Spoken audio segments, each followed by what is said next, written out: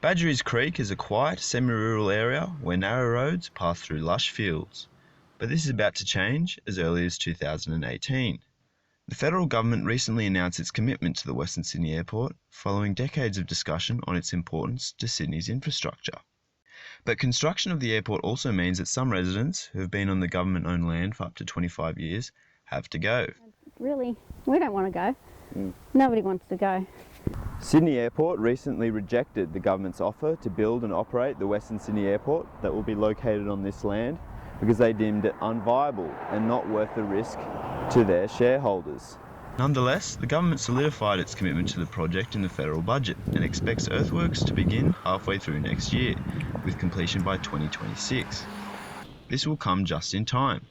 Sydney Airport is expected to reach capacity by 2036, according to a steering committee report. Some Blue Mountains residents see the project as necessary and beneficial. I think it's a really good idea and it will be great for the Sydney area. I think it will take a lot of the stress off the international and domestic airport in the city. I think Western Sydney Airport will be great. I do a lot of travel, and not having to travel to Sydney will cut down my travel time, and it will be great. It is said that the airport will create 20,000 jobs and more once the airport is built, with 1 million more residents coming to Western Sydney expected by 2030. However, to some Blue Mountains residents, including Lapsden resident Colin Anderson of the Residents Against Western Sydney Airport Group, development is not worth the potential harm to the environment. Aircraft noise, I believe, is incompatible with the Blue Mountains National Park, which is a heritage listed national park where people come for a bit of peace and tranquility. This is an airport that is proposed, where it's proposed to have no cap and no curfew. So we get 24/7 noise, that's day and night. Initial flight path plans are over the Blue Mountains at 10,000 feet.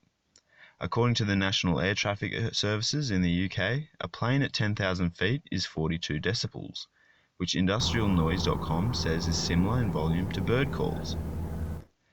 Southwest Sydney residents also raised questions about the impact of the flight paths on businesses and general quality of life, as well as the threat of fog. People moved out this way trying to get away from a lot of sort of busy lifestyles and whatnot, so I think a lot of people are going to end up then moving again away from it. But for people that want to build Luddenham up and around here up, I think it'll be good for them. We get quite a lot of fog around here. Right. In mornings. In some people's minds, there are alternatives. Well, I think we need to invest in fast rail. Indeed, 7.2 million passengers fly between Sydney and Melbourne each year. Perhaps investing in fast rail links between our capital cities would remove the need for Western Sydney Airport altogether. This is Ben Skinner for Western Sydney University News.